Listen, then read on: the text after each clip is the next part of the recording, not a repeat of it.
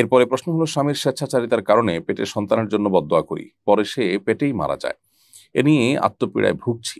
আমার বদদোয়ার কারণেই কি সে মারা গেছে? এখন আমার করণীয় কি? আহ প্রিয় বোন, আপনার প্রশ্ন উত্তর হলো যে স্বামী স্বেচ্ছাচারী ছিল, অত্যাচারী ছিল, জালেম ছিল, সেজন্য আপনি পেটের সন্তানকে বদদোয়া করাটা আপনার বোকামি হয়েছে এবং ভুল কাজ হয়েছে, অন্যায় কাজ হয়েছে।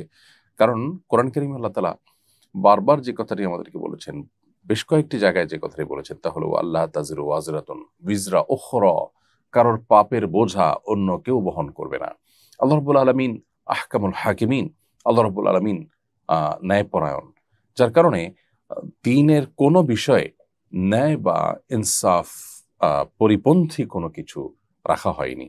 ফলশ্রুতিতে আমাদের এই ধরনের ইস্যুতে এসে একজন পাপ করেছে, অপরাধ করেছে বলে আপনি মনে করছেন, অথচ পেটের শিশু যার কোনো অপরাধ নেই, আপনি তাকে বদদোয়া দিচ্ছেন তার সন্তান হিসাবে, এটা অন্যায় হবে। অতএব এই কাজটি আমাদের করা ভুল হয়েছে। এই কাজটি আপনার করা ভুল হয়েছে, সেটি আপনি মাথায় রেখে আল্লাহর কাছে তওবা করবেন, ইস্তেগফার করবেন, ভবিষ্যতে এরকমটি করবেন না। কিন্তু এরপরে সন্তান যে মারা গেছে সেটা আপনার বদদোয়ার কারণেই মারা গেছে এমনটি তো নিশ্চিত নয়। যার কারণে আপনি অতিরিক্ত আত্মপীড়ায় ভুগে যদি আপনি যদি মানসিকভাবে ভেঙে পড়েন এবং মনোবল হারিয়ে ফেলেন, তাহলে সেটা আপনার জন্য ভুল কাজ হবে। আরেকটি, বরং এটি আল্লাহর ফয়সালা, হয়তো তার হায়াতে পর্যন্ত ছিল সেজন্যই, হয়তো না নিশ্চয়ই তার হায়াতে পর্যন্ত ছিল সেজন্য সে মারা গেছে।